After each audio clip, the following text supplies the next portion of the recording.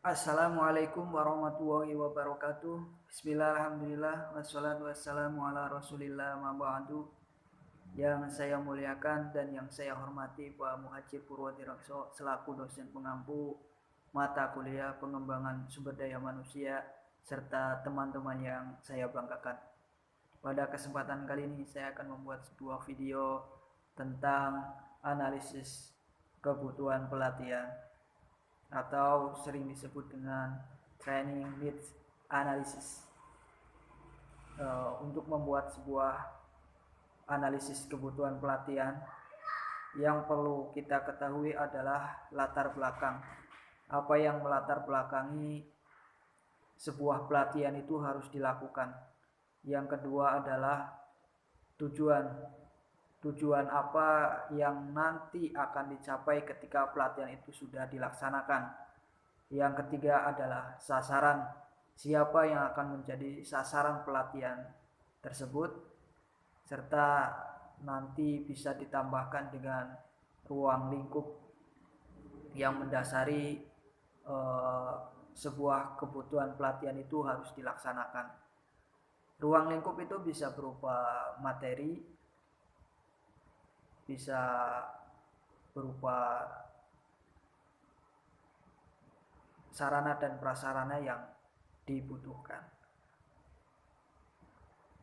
Kali ini saya akan mencoba membuat sebuah analisis kebutuhan pelatihan. Mungkin nanti bisa dikoreksi bersama mana yang perlu diperbaiki dan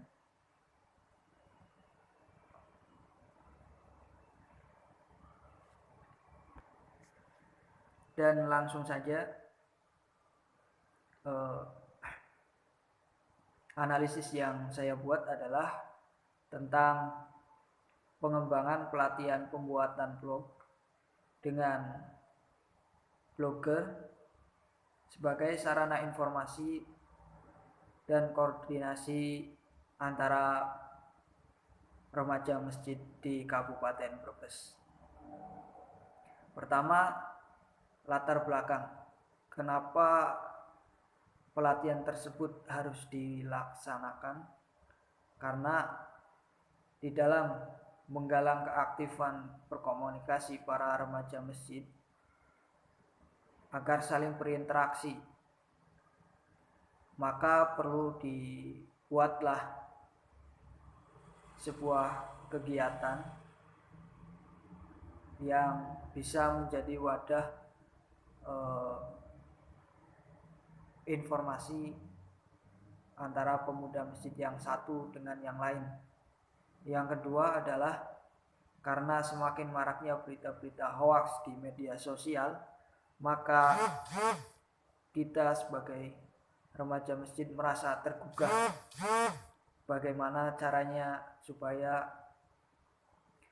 berita-berita hoax itu bisa diminimalisir. Salah satu solusinya adalah dengan memberikan pelatihan kepada para remaja masjid di Kabupaten Brebes terutama, supaya lebih aktif di dalam pembuatan berita-berita fakta.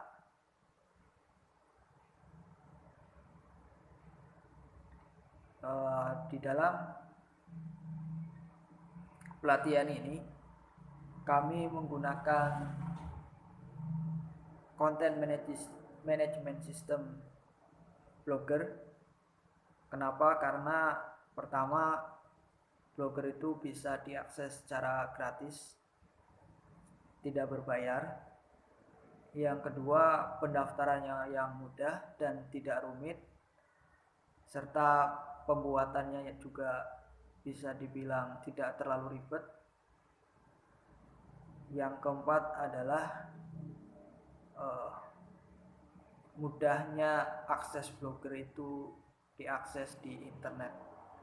Kita bisa membukanya di handphone ataupun di laptop yang sudah kita isi dengan data internet.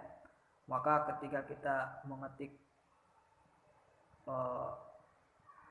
sesuatu, ya, contoh di dalam mencari materi, atau di dalam mencari berita, maka content management system blogger itu sering terlihat atau sering muncul. Dan itu bisa dikelola secara pribadi, jadi tidak harus berkaitan dengan organisasi. Namun alangkah baiknya ketika kita mempunyai organisasi, maka kita berdayakan anggota-anggota kita supaya tidak gagap teknologi. Salah satunya adalah dengan belajar menggunakan blogger. Setelah melihat latar belakang tadi, maka akan saya ulangi tujuan dari pelaksanaan kegiatan pelatihan pembuatan blogger ini adalah pertama, untuk mengurangi berita hoaks yang beredar di media sosial. Yang kedua, meningkatkan kemampuan individu di sebuah anggota organisasi kami supaya mampu menggunakan media sosial secara bijak. Yang ketiga adalah